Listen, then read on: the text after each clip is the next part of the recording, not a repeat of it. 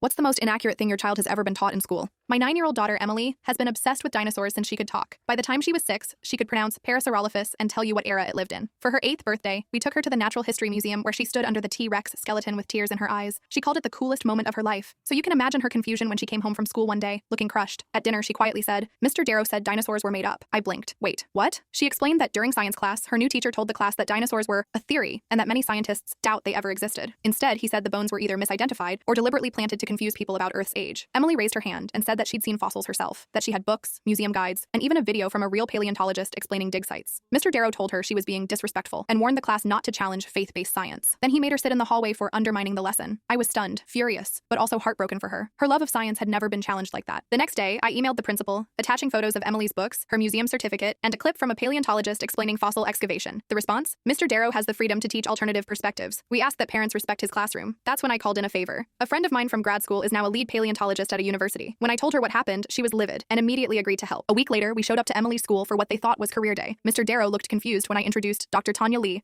vertebrate paleontologist, University of Chicago. She brought real fossils, held up a raptor toe bone, and said, "This is 75 million years old. Found it myself in Montana." Then she walked the students through the process, the digs, the dating methods, the peer-reviewed studies. She even FaceTimed with a dig site team who showed the kids bones they were uncovering in real time. One student asked, "Why did our teacher say they weren't real?" Dr. Lee didn't flinch. Sometimes people believe things that science has already answered, but it's our job as learners to keep asking questions and looking at the evidence. Mr. Darrow turned beet red. The principal showed up halfway through. When Dr. Lee mentioned what Emily had been told, the room went quiet. A few days later, I got an email saying the school would review science curriculum standards, and that Mr. Darrow would be transitioned to a non-science subject. The best part? Emily's confidence bounced back immediately. The school even asked her to help create a bulletin board about fossils for the hallway. And that raptor bone? Dr. Lee let her hold it before she left. She looked at Emily and said, "Always follow the evidence." Now every time Emily walks past that bulletin board, she smiles. Not just because she loves dinosaurs, but because she learned something even bigger. Sometimes the truth needs a voice, even if it comes from a 9-year-old girl with a backpack full of science books.